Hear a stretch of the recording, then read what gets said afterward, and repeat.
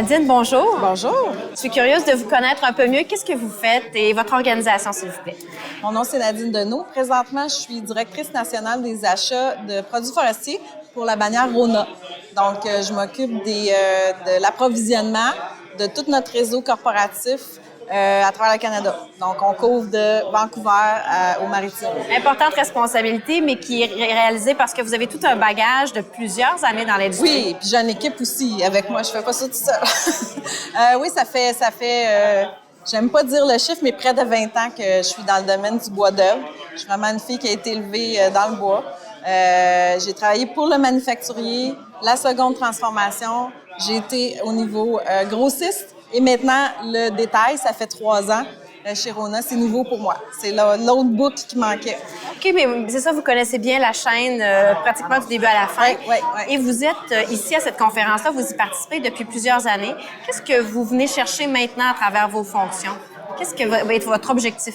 Bien, je vous dirais que la principale raison pourquoi je viens à cette convention-là, c'est pour le réseautage, c'est pour voir les nouvelles faces et aussi les gens qui ont toujours été dans l'industrie, de jaser des divers sujets qui sont chauds.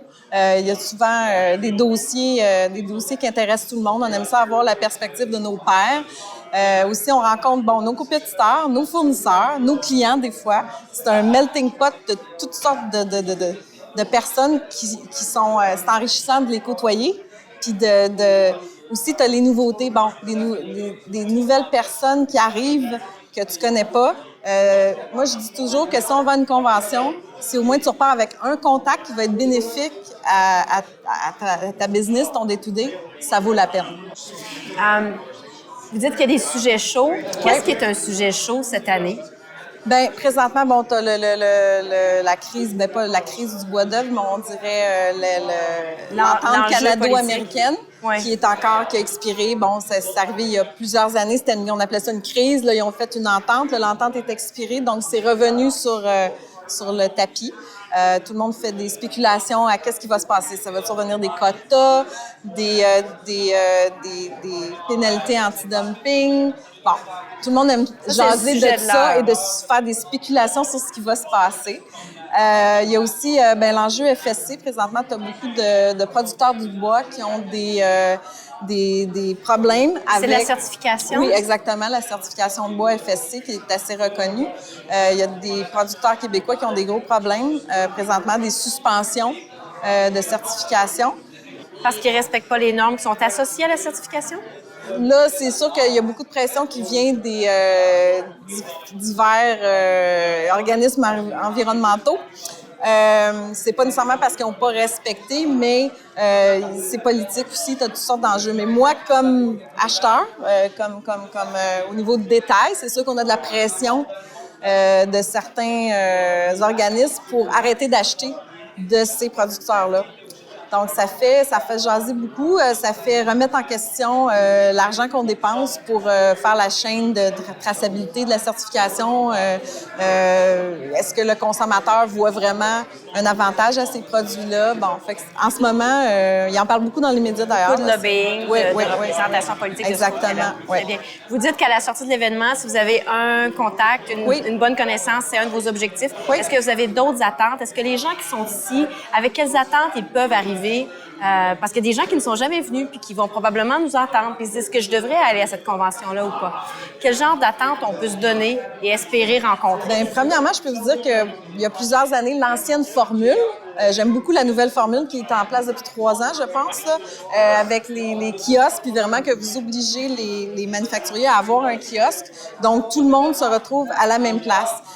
Avant, dans le temps, disons entre 2000 et 2009, mettons, qu'il y a eu la vieille façon de faire.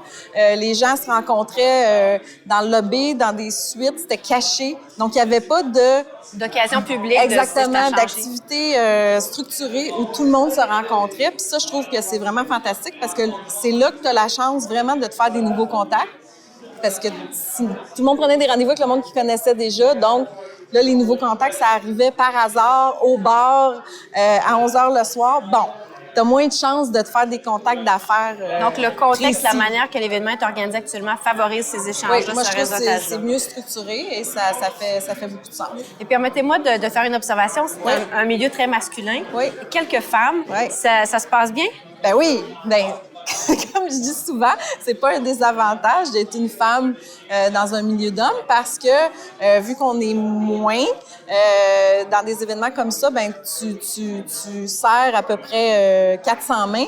Ben si tu as serré la main de 2 femmes, quand ils te rappellent après pour te vendre un camion de bois, un peu plus. tu te rappelles de cette personne-là plus facilement. Et donc c'est pas un désavantage. Si de l'expérience que vous avez cette année, basée sur l'expérience des années antérieures, vous avez des suggestions à faire au comité organisateur pour répondre à vos attentes à vous, est-ce qu'il y a des éléments qui vous viennent en tête?